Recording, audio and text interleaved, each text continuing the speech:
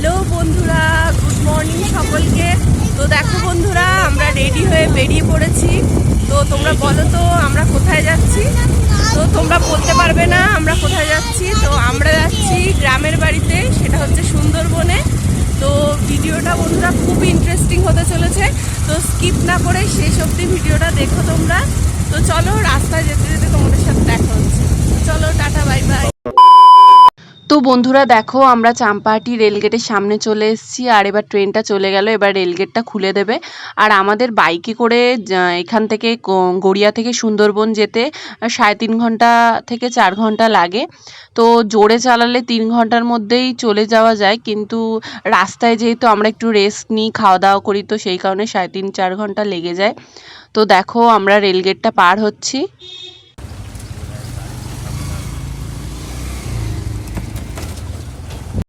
তো বন্ধুরা, আমরা ক্যানিং বলে একটা জায়গায় চলে এসেছি। তোমরা কে কে ক্যানিং চেনো আমাকে কমেন্টে জানিও।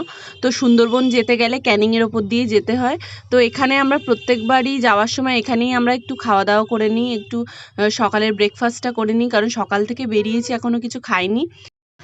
তো বন্ধুরা দেখো, আমি খেতে বসে গেছি। তো লুচি আর ঘুগনির তরকারি নিয়েছিলাম, আর ঘুগনির তরকারিটা প্রচণ্ড ঝাল ছিল। তো সেই কারণে আমি ভয় পাচ্ছিলাম যে আমার ছেলে খেতে পারবে কি না, তাই জন্য বলছিলাম। আমার সামনেই আমার ছেলে আর আমার হাজব্যান্ড বসেছিল। তো দেখো, আমি তো খেতে পাচ্ছি, কিন্তু আমার ছেলে খেতে পারবে কি না সেটাই টেনশন হচ্ছিল। তো এই দেখো, গরম গরম লুচি আর ঘুগনির তরকারি।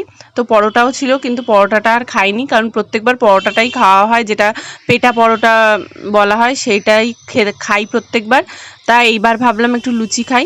তো বন্ধুরা দেখো, খাওয়া দাওয়া করার পর আমরা গোসবা বলে একটা জায়গায় চলে এসেছি। তো ক্যানিংয়ের পর গোসবা বলে একটা জায়গা পড়ে, যেখান থেকে আমাদের নদীটা পার হয়ে ওই পারে যেতে হয়। তো এই পারটাকে গদখালি বলে, নদীর ওই পারটাকে গোসবা বলে। তো আমরা গদখালির এই পারে রয়েছি। তো দেখো, আমাদের নৌকাও চলে এসছে, আর প্রচণ্ড রোদ ছিল বন্ধুরা, মানে অবস্থা একদম খারাপ হয়ে গেছিল।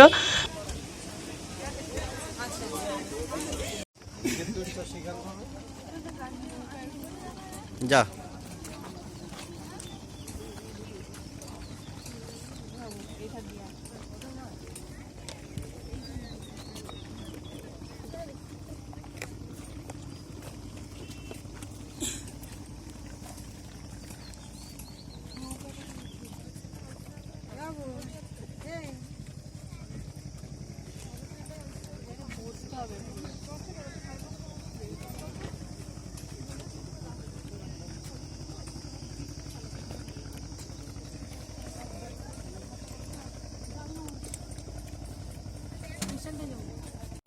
তো বন্ধুরা দেখো, আমরা নৌকায় উঠে পড়েছি, আমি আর আমার ছেলে।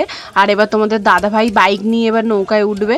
তো প্রচণ্ড গরম ছিল, নদীর মধ্যে কোনো হাওয়াও ছিল না, আর টানা রোদ, একদম আমার মুখের অবস্থা থেকে বুঝতে পারছো। আর ওইদিকে দেখো, তোমাদের দাদাভাই এবার বাইকটা তুলবে।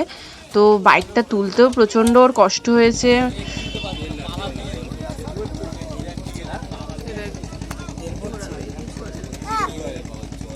ঘুরে আয় তো।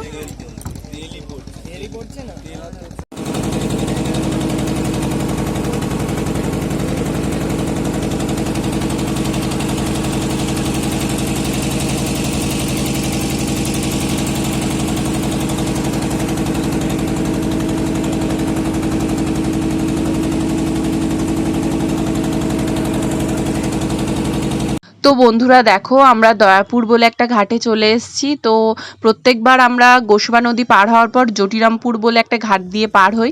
তো সেই ঘাটটা যেহেতু ভেঙে গেছে, ওর বাইকটা যাবে না, তো সেই জন্য ও ঘুরে দয়াপুর ঘাট বলে একটা জায়গায় এসছে।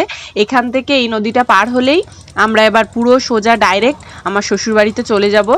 তো আমাদের টোটাল 2টো নদী পার হতে হয়। তো একটা নদী তো পার হয়ে গেছি, এবার এই নদীটা পার হলেই ব্যাস, আমাদের আর কোনো নদী পার হতে হবে না। এবার ডাইরেক্ট পুরো বাইক চালিয়ে চলে যাব।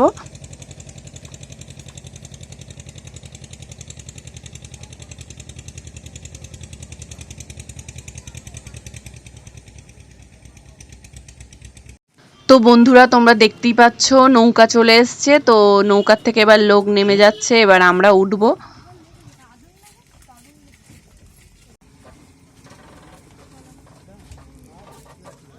দাঁড়া দাঁড়া একটুখানি দাঁড়াও, একটু ওরা উঠে না।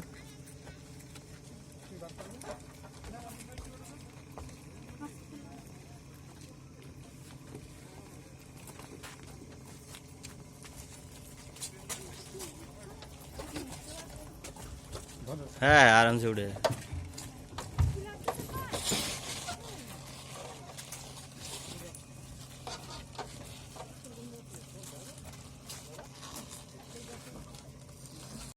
তো বন্ধুরা দেখো, আমরা যখনই নৌকায় উঠেছিলাম তো দেখতে পেলাম যে আমাদের পাশ থেকেই একদম জাহাজ যাচ্ছে, আর এই জাহাজটা আসছে ঢাকা বাংলাদেশ থেকে। তো তাই জন্য ভাবলাম যে একটু ক্যামেরা করে নিই, তো তোমরাও দেখতে পাবে।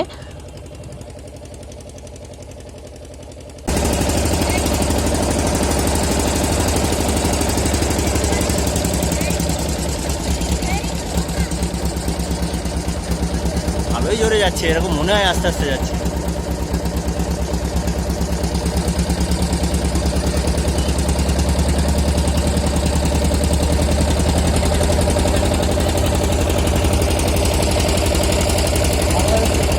ভালো স্পিড আছে, ওই মিডিল দিয়ে নিয়ে যাচ্ছে, সাইডে যদি বেঁধে যায়।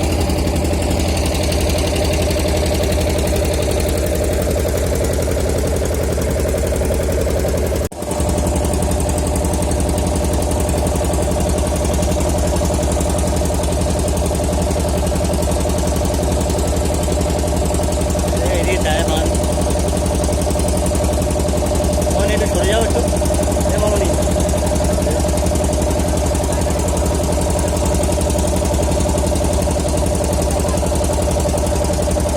তো বন্ধুরা আমরা নৌকার থেকে নেমে পড়েছি, তো এবার ডাইরেক্ট পুরো বাইক চালিয়ে একদম বাড়িতে চলে যাব।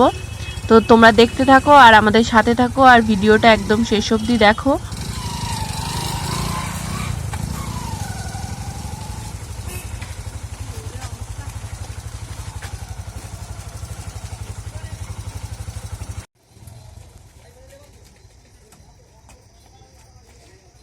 আয় বুড়ো আয়।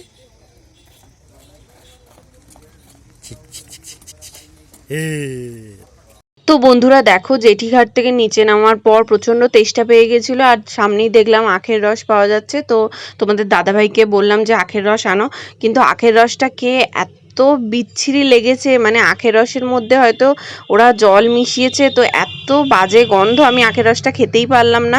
মানে এক ঢোক খেয়ে তারপর আমি পুরো আখের রসটা ফেলে দিয়েছি। আর দেখো, তোমাদের সাথে কথা বলতে বলতে আমি আমার শ্বশুরবাড়ি পৌঁছেও গেছি। এই যে ছোট্ট ঘরটা হচ্ছে আমার শ্বশুরবাড়ি। তো তোমাদের ভিডিওটা ভালো লাগলে প্লিজ লাইক শেয়ার কমেন্ট করে দিও। তো চলো, টাটা, বাই বাই।